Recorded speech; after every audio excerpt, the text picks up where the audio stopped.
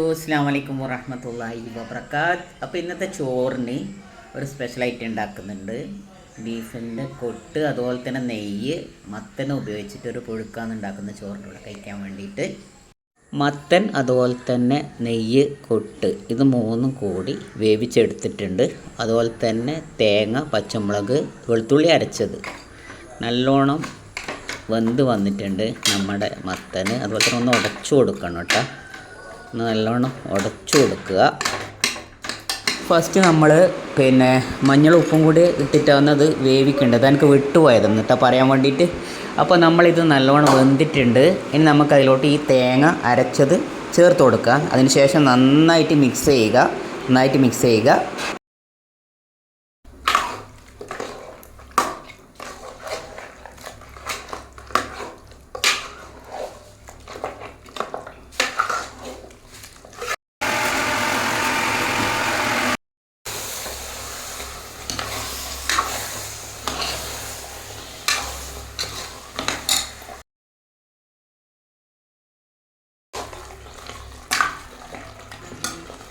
അങ്ങനെ ഏകദേശം നമ്മുടെ മത്തൻ വെച്ചത് റെഡി ആയിട്ടുണ്ട്. നമ്മളിവിടുന്ന് ചിരങ്ങ വെച്ചതെന്നാണ് പറയൽ. അപ്പോൾ റെഡിയായി. അതിലേക്ക് കടുവും കറിവേപ്പിലയും കൂടി കാച്ചി ഒഴിച്ചിട്ടുണ്ട്. നല്ല മണം വരുന്നുണ്ട്. അപ്പോൾ ഇനി നമുക്കിത് കഴിച്ചു നോക്കാം ചോറിൻ്റെ കൂടെ.